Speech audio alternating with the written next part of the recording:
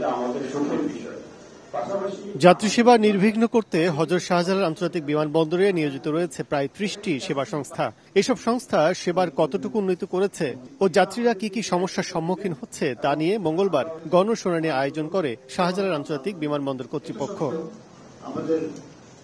Civil aviation চেয়ারম্যানের সভাপতিত্বে গণশুনানিতে অংশ নিয়ে প্রবাসীরা অভিযোগ করেন, গ্রাউন্ডে স্ক্যানিং জটিলতা ও টিকিট বিড়ম্বনার শেষ হচ্ছে না বাংলাদেশ বিমানের। আমরা যখন যাই বলতেছি না টিকিট নাই।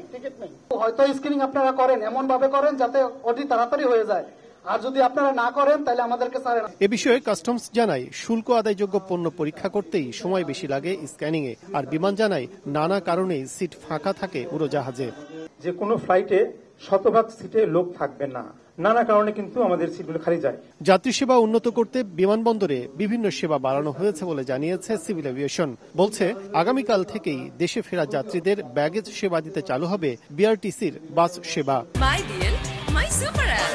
আরো অনেক কিছু এক অ্যাপে পেতে ডাউনলোড মাইবিএল অ্যাপ বাংলা লিংক। আগামীকাল আমরা এই দুটো শাটল বাস চালু করতেছি।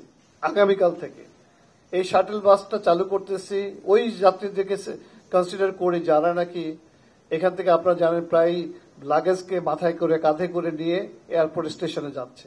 গণশুনানিতে আরও উঠে আসে, শাহজালাল বিমানবন্দরে ই-গেট সিস্টেম পাসপোর্ট অধিদপ্তর কর্তৃক ইমিগ্রেশন বিভাগকে হস্তান্তর না করার কারণেই সেবাটি চালু করা যায়নি। কাজল আব্দুল্লাহ, সময় সংবাদ, ঢাকা।